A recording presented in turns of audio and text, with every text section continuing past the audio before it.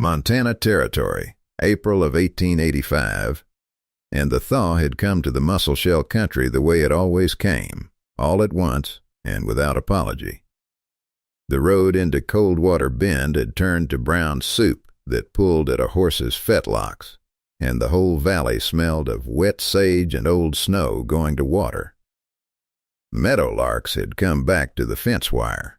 The high benches still wore white, but down in the bottoms the cottonwoods had gone red at the tips, which was as near as that country ever came to a promise. Tate Renslow sat his bay gelding at the edge of the depot yard and did not get down. He had been 40 minutes early, which his ranch hand had noticed and been wise enough not to mention. He was a tall man of 39, spare from 20 seasons of horsework, and he wore his hat brim pulled low on the left out of a habit so old he no longer knew he had it. Under that brim, the left side of his face was the smooth, shining country that fire leaves behind when it has taken what it wants and moved on. The right side was ordinary. That, in his private opinion, was the cruelty of it. It gave a person something to compare against. He kept his left hand low on his thigh, out of the light. "Stage is coming," said Emmett Doyle from the wagon seat. Emmett was 23 and handsome the way a young horse is handsome, and he had been miserable since the January afternoon he sat on a stool in a photographer's shop in Big Timber, wearing another man's good black coat, while the powder flared. The truth of that morning had been 2 years in the making, and it had been made in ink. It began with 9 lines in a St. Louis matrimonial paper, paid for in a moment of weakness in the dead middle of the winter of 1883. Rancher, Montana Territory. 400 acres on good water, no children, not young, seeks correspondence. 4 women wrote. 3 stopped after he answered honestly about the winters. The 4th wrote back to ask what the winters sounded like. He had answered her at the kitchen table with the lamp burning down, and she had answered him, and somewhere in there the thing stopped being a transaction and became the central fact of his life. 51 letters, kept in an oilcloth roll in the tack room, tied with a latigo string. He did not know how many he had sent. A man does not count what he gives away. She signed them Adelaide. The stage came down the last grade throwing mud, and the door swung, and a woman stepped down into the muck of Coldwater Bend in a gray traveling dress that had been brushed too many times. She was 26 years old, and no beauty, and had never claimed to be, tall, with a long plain face and a mouth accustomed to holding still. Her knuckles were red, the hands of somebody who had washed other people's linen for a living. She had 1 carpet bag, 1 small trunk, and sewn into the hem of her petticoat. The price of a ticket back to St. Louis. She had bought it with her own money and told no one, and it was the only thing that had made boarding the train possible at all. "I will go and look at the place," she had told herself on the platform in St. Louis. "That is all I have agreed to. I can always come home." She looked up, and her eyes went straight to Emmett Doyle, because Emmett Doyle's face was the face in the tintype she had carried against her ribs for 4 months. Emmett turned the color of a scalded plum. Ma'am, I ain't him." And she turned. She looked at the tall one at the edge of the yard and saw the ruin of his face and did not flinch, though the narrator will not pretend she felt nothing. But it was not the face she was looking at. He had come forward to take her trunk, and his left hand closed on the handle, and the ring finger of that hand did not close with the others. It stood a little apart and a little crooked, set wrong by somebody in a hurry a long time ago, and there was ink worn permanently into the knuckle above it. She had spent 2 years learning that hand. She had traced it in every letter. the wobble in the capital R he had once apologized for, the place the pen dug too deep on a downstroke because the finger could not lie flat, the thumbprint of ink in the margin of the ones written late, when he was tired and stopped being careful. She knew that hand the way other people know a voice. Oh, she thought, there you are. She said nothing. She let him take the trunk. She looked at the mud and the meadowlarks and said, it's further from town than I pictured. 11 miles. His voice came out like something dragged over gravel. I can put you at the hotel. Stage goes back east Thursday. I'd like to see the place first, if that's all right. And she climbed into the wagon on her own, without being handed, and folded those red knuckles on top of her carpet bag, and waited. Tate Renslow stood a moment in the mud with a woman's trunk in his arms and the whole town watching him from behind window glass. Then he loaded it and mounted, and they went out along the river road with the water running high and brown beside them, and not one of the three of them said a word for 11 miles. Act 2. The arrival of the Renslow place sat in the elbow of the Musselshell, where the river bent hard south around a gravel bar, the low log house with its shake roof gone silver, the pole corrals, the long horse barn, and above it the windmill turning slow and complaining in the evening wind. A single enormous cottonwood stood at the bend, half its crown torn away by some old storm. The wound healed over gray. 31 horses came to the fence when they heard the wagon. Mirren, for that was her name, though nobody in Montana Territory knew it yet, sat forward without meaning to. The place smelled of sage and river silt and horse and wood smoke, and under it the sharp, clean smell of new-cut pine from a stack of rails by the barn. The light was going the color of weak tea. She had built this place in her head 100 nights, out of words, in a boarding-house bed with 3 other women breathing around her, and she had built it wrong in places. The house was smaller. The barn was bigger. The cottonwood at the bend was exactly as he had written it. It's not much, Tate said. It's enough. He showed her the house. 1 room and a lean-to, a plank table, a stove, a rope bed with a good tick, a shelf of books that did not surprise her at all.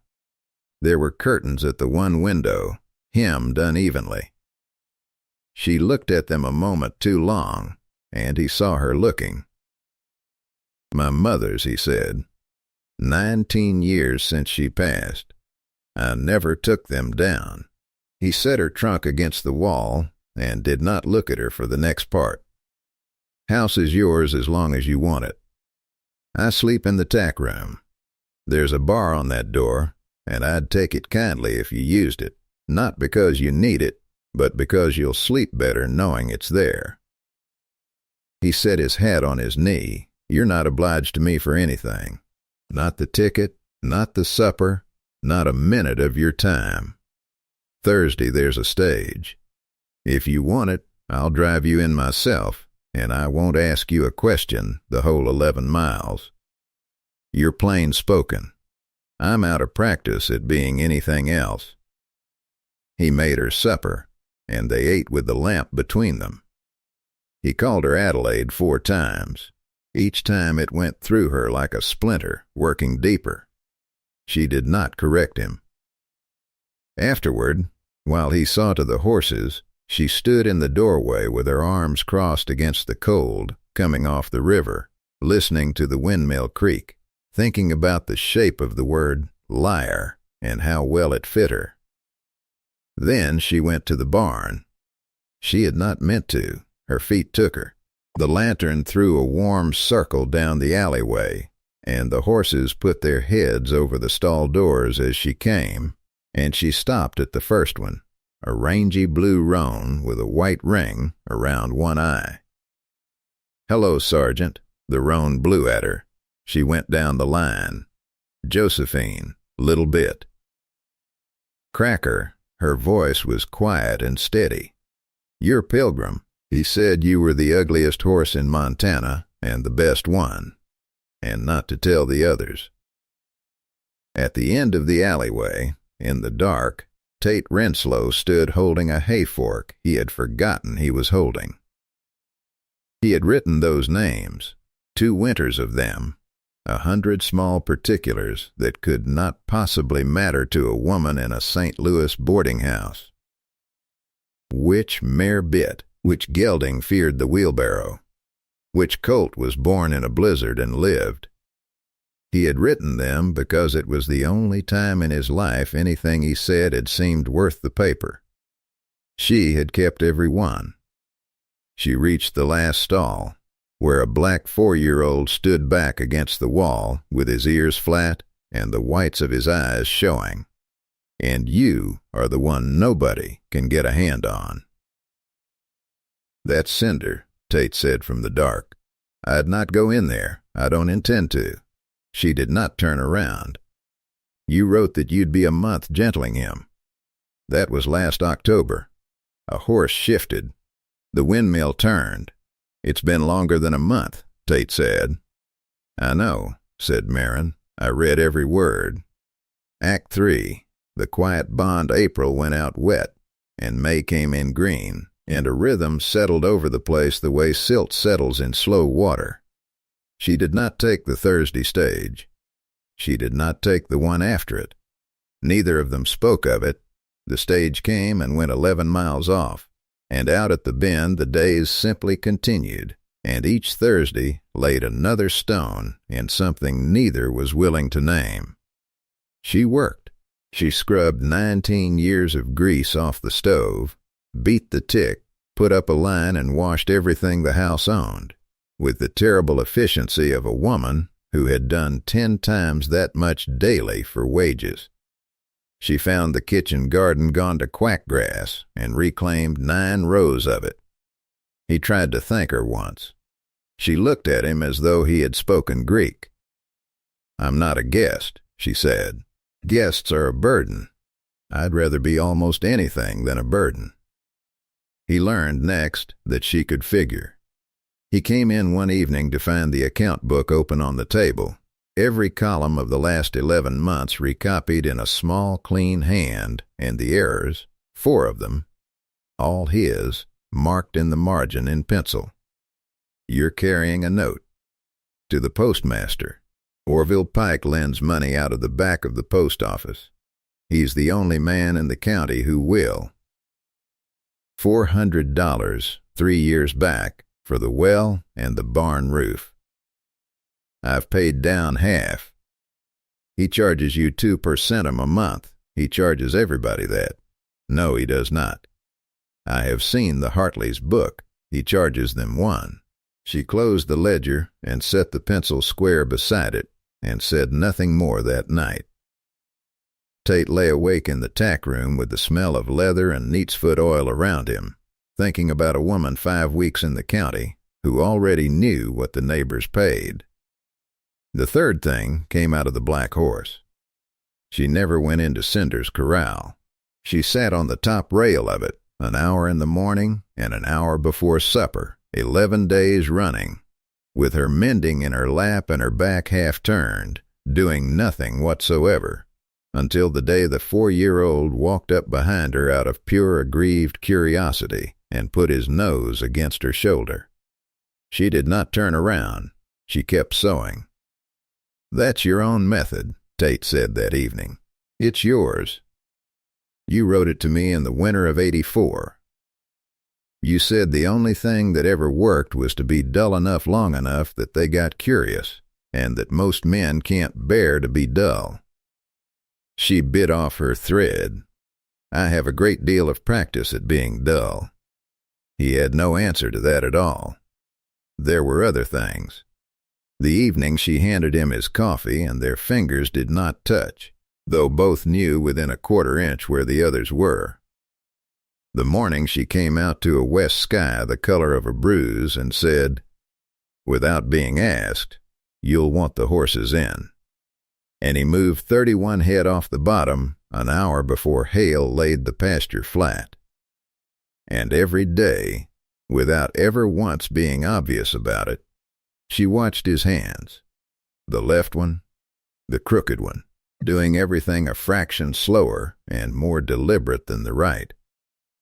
She had known that hand 2 years before she saw it, and seeing it did not diminish the knowing. It was like meeting a river you had only ever read the name of. He, for his part, watched her stop herself. He could not have said what she was stopping. He only saw it 12 times a day. Something rising up behind that plain, still face and being put away again. Then came the big wind at the end of May. It came off the Snowies about 10 o'clock and took the loose shake off the north end of the barn and made the whole valley roar, and Tate had just got the tack room door shut against it when he heard her out there. She stood 3 feet from the door in her shawl, with her hair whipping. "Go inside," he said. Marin, and he did not say that, because he did not know it. He said, "Adelaide, go inside." She did not move. "You wrote to me once," she said, raising her voice against the wind, "that the wind out here sounds like a train that never arrives." Tate Renslow stood in his own doorway and could not speak. January of the first winter. You wrote it small at the bottom of the second page, where you put the things you did not want to have written. I have read that line 400 times, Mr. Renslow, in a room with 3 other women breathing in it, in a city where I could not hear the wind at all. Her chin was up, and her eyes were wet, and she let them be. Whoever's face is in that tintype, it is not the face that wrote to me. I knew it on the platform in about 4 seconds, and I have known it every day since. I would be obliged if you would stop calling me a name we both know is not the point. The wind took the last of it.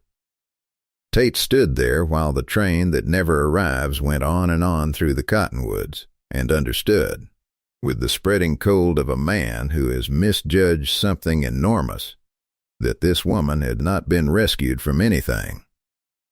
She had walked in with her eyes open, carrying a ticket home she had not used, and she had stood on the far side of his lie for 6 weeks, waiting with perfect patience for him to be brave. She has known the whole time, he thought. She has been being kind to me the whole time.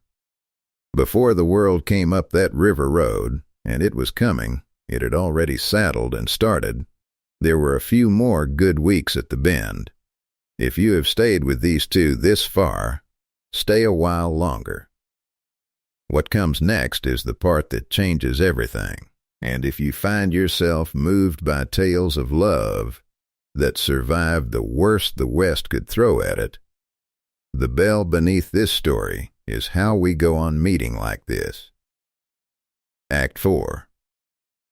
The threat from outside Orville Pike had been postmaster at Coldwater Bend for 9 years, and in a country where the mail came twice a week and the nearest bank was in Billings, that made him rather more than a man who sold stamps.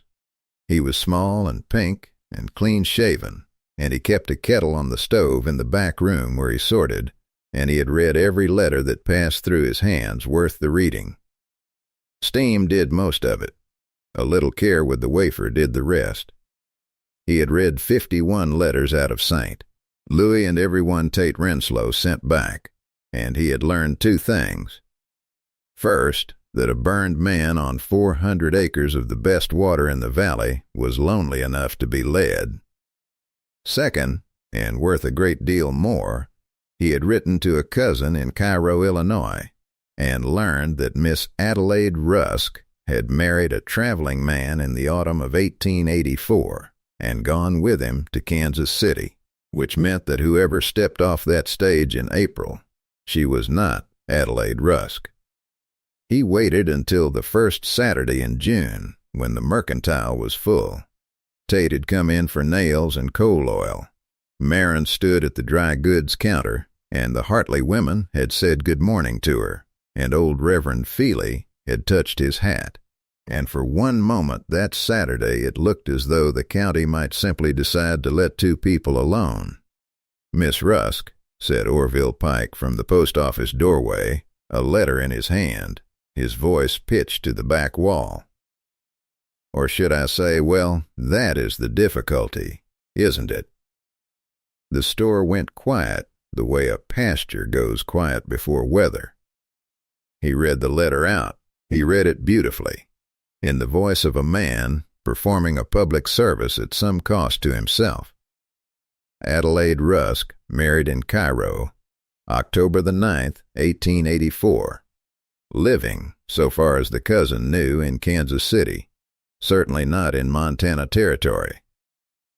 "I make no accusation," said Orville Pike, before the sheriff and these good people. "I only observe that a woman came into this county under a name belonging to somebody else, took up residence with a bachelor 11 miles from any witness, and has since had her hands in his account books. I have seen this precise article worked in Nebraska. A man in Kearney lost 160 acres to it. I would be failing my neighbors not to say so. There are things a small town does very fast, and turning is one of them." Marin did not move. She stood with 3 spools of thread in her hand, and felt every eye in the building arrive at her, and she found she was not frightened so much as very tired, the particular tiredness of a woman found out in a lie she told for the best reason she had. She opened her mouth to answer for herself. She did not get the chance. "Her name," said Tate Renslow, "is her own business." He came up the middle aisle and set the coal oil on the counter and took his hat off, which no one in that store had ever seen him do, so that the whole burned side of his face stood plain in the window light. He looked at them all. "I lied to her first," he said. "The likeness I sent was Emmett Doyle's. I sat him for it, and I paid for it, and I sent it, because I have got this face, and I could not bear to lose the only person in this world who ever asked me what the winter sounded like." He said it without shame and without heat, which was somehow worse for them to hear. "So if you want to talk about a fraud worked in this county, you talk about me. She came anyway. She stayed anyway." "Renslow," the sheriff began, "she's with me. That's the whole of it. And any man who wants to say different can say it to me out in the street, and then he can say it to the county, and then he can go on home to his supper." Orville Pike smiled. He had lost the store, and he knew it. And he was a man who had always understood that there is more than one way to bring down a horse. "Then I will say only this, and it is business, not morals. Your note is at 90 days, Mr. Renslow, and I am calling it. $211 principal, and the interest on the 1st of September. You'll want to sell horses. The market's poor. I'm sorry for it." They rode out that afternoon and did not speak until the river road bent under the cottonwoods. Then Marin said, "You have cost yourself the town. The town has been looking at this face for 21 years. It can look at something else a while." She did not thank him. She thought about it and found that thanks was too small an instrument. Instead, on Thursday, she rode the Blue Roan into Coldwater Bend and sold back a ticket to St. Louis that had been sewn into the hem of a petticoat since March. It fetched $22.40. She put it in the coffee tin above the stove where the ranch's money lived, and she did not tell him, and he did not find it until August. Act 5, the revelation she told him on a Sunday at the end of June, at the plank table, with the lamp between them and the river running loud outside with the last of the snow melt. "My name is Marin Vestal. I was born in Ohio. My father was a Lutheran and a drunkard, in that order and then in the other. I have earned my own bread since I was 14, and in the spring of 1883 I was a laundress and a mender at a boarding house on Chateau Avenue in St. Louis. I could read and write. Most of the girls in that house could not. Tate did not move. Adelaide Rusk was real, Marin said. She was 19 and very pretty and afraid of ending up a laundress. She paid me 5 cents a letter to answer the matrimonial advertisements for her. I wrote 11 letters that spring for 4 different men and thought nothing of it. It was easier money than a shirt collar. She turned her cup a half turn on the table. You were the 4th. You wrote back and asked what I meant about the Winters. Her voice went very low. Adelaide ran off with a drummer in October of '83 after the 3rd letter. She left a note and a hair ribbon, and she never thought about you or about me again. And you kept writing. I kept writing. She looked up at him. I had no right, and I know exactly what I did. Every week for 2 years I sat down at 10 o'clock at night after the last of the wash and wrote to a man under another woman's name and told him the truth about everything except that one thing. Her mouth twisted. Every word in those letters is mine. The Winters and my mother, and why I cannot stand the smell of lye, and the thing about the streetcar horses. All mine. I signed them Adelaide, because by the time I understood what I had done, the only way to keep you was to keep lying, and I was not strong enough to lose you. The lamp ticked. Out in the pasture a horse called, and another answered. So there it is, said Marin Vestal. You lied about a face. I lied about a person. I would say we were square, but I do not believe it works that way. Tate Renslow sat with his hands flat on the table, the good one and the crooked one, and when he spoke it was not about her at all. May of '64, he said. Virginia, a place they called the Wilderness.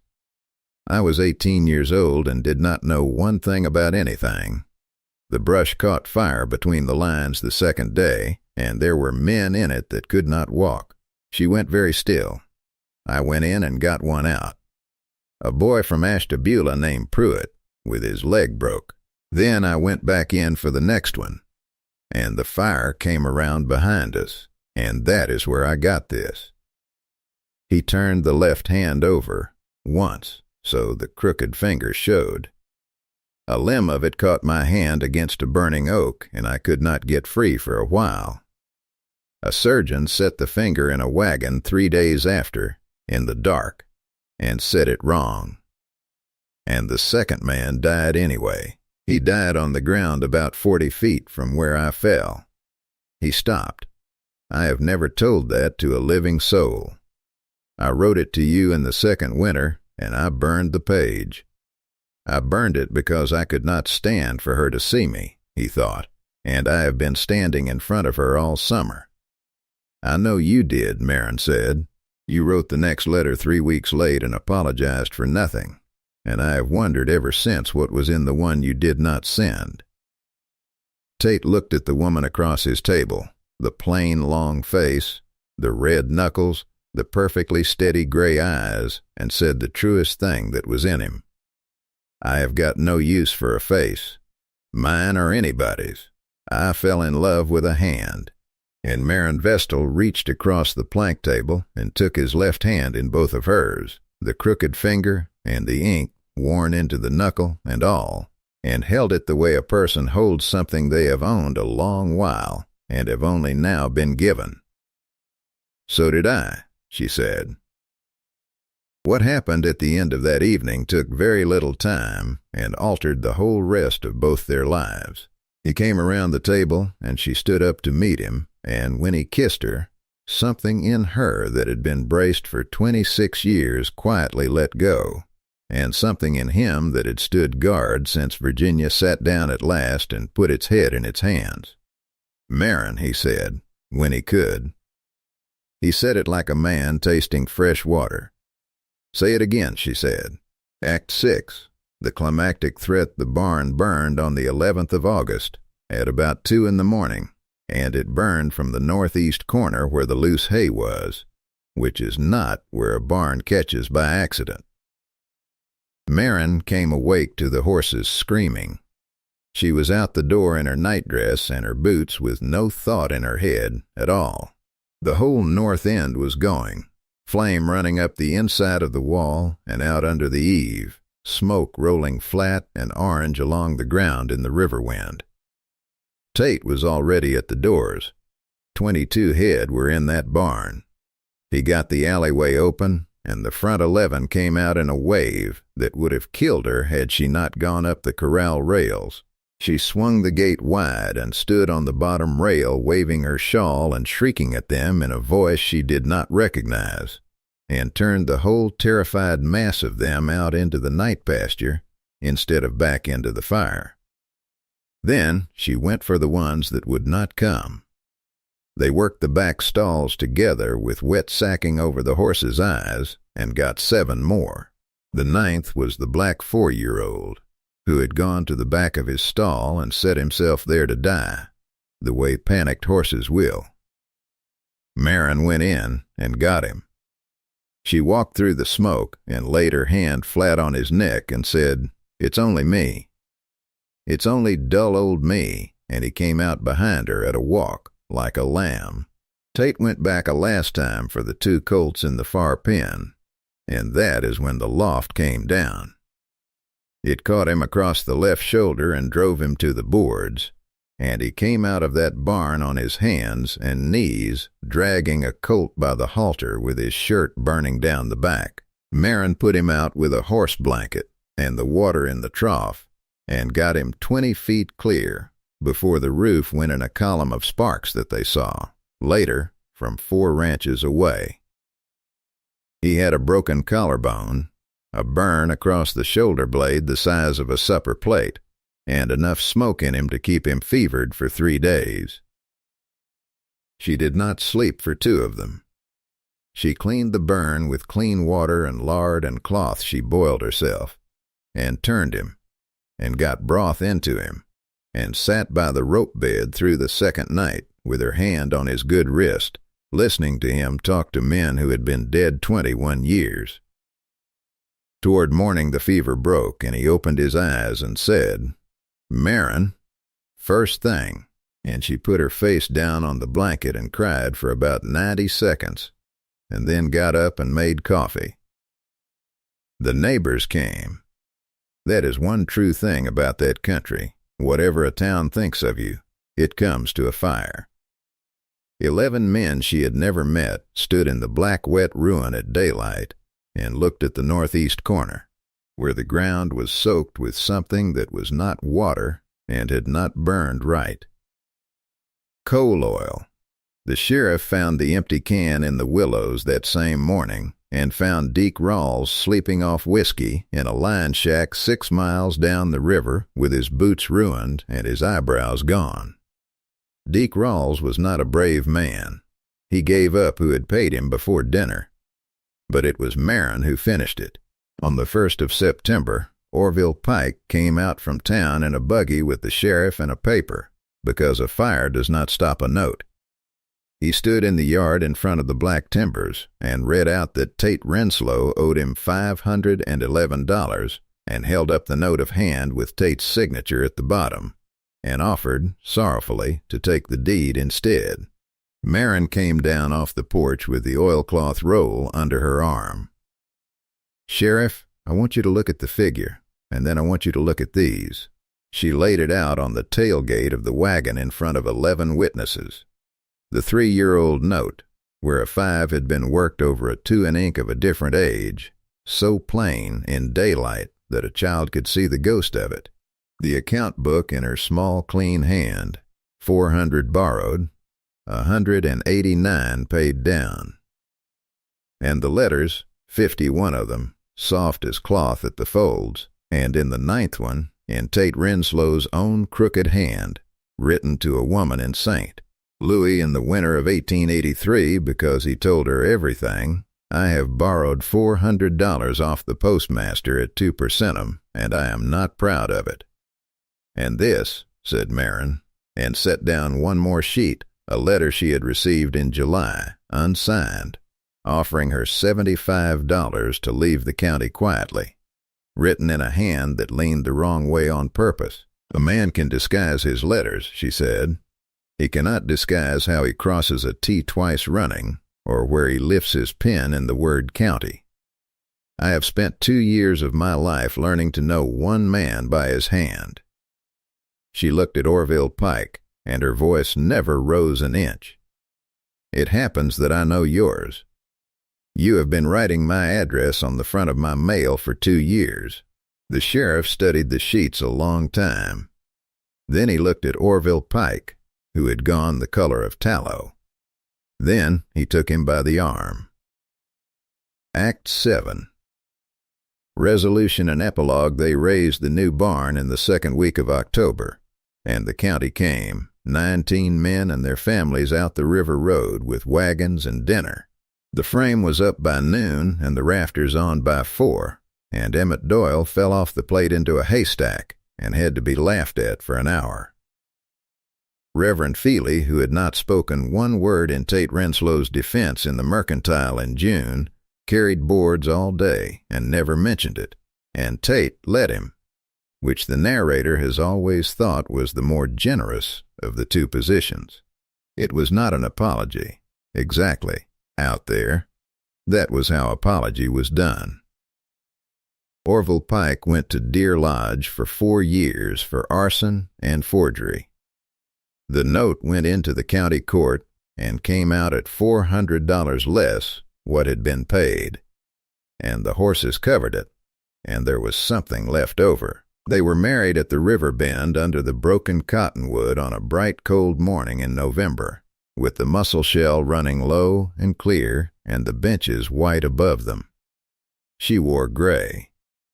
He wore his mother's curtains, made over into a good shirt collar, which was Marin's idea, and which nobody but the two of them ever knew.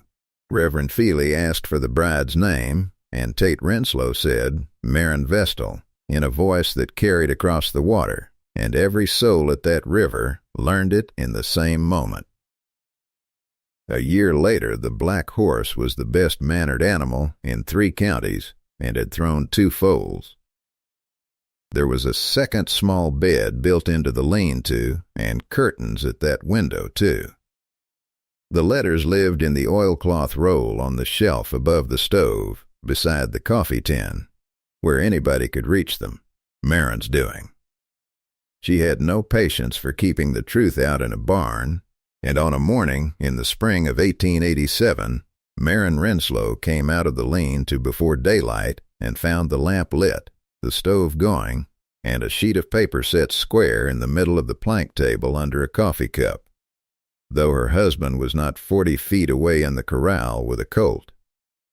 It said, "Gone out early. There is a meadowlark on the top rail I want you to hear. Yours, T.R." The capital R wobbled. The pen had dug too deep on the downstroke, the way it does when a finger will not lie flat. There was a thumbprint of ink in the margin. She stood in her own kitchen in the dark and read it 4 times, and then did what she had done 1,100 miles away in a boarding house on Chateau Avenue with 3 other women breathing around her. She pressed the paper flat and folded it along the crease and put it away to keep. Some people fall in love with a face. It is the commonest thing in the world, and it is not a small thing, and the narrator would not speak against it. But there are others who come to it the long way, by lamplight, at 10 o'clock at night, in another person's handwriting, 1 week at a time across 2 winters and 1,100 miles. And by the time they finally stand in the same room, they have learned the whole of a soul and none of the packaging. Those are the ones who do not need to recognize a face. She thought she would know him anywhere. She almost did not. She knew his hands. If your heart has ever leaned toward a story where love arrived quiet and took the long road and stayed long enough to change everything, then this story was for you. Out on the Musselshell in Montana, where the wind still sounds like a train that never arrives, and the cottonwood at the bend is older now than anyone living, the love between Tate Renslow and Maren Vestal became the kind that does not need anybody left to remember it in order to be true. If stories of frontier love that endured through hardship, prejudice, and the kind of silence only the West knows speak to you, follow the lonesome trail for more. Here, the love stories are quiet, the courage is real, and the last word is always worth the wait. Until the next trail.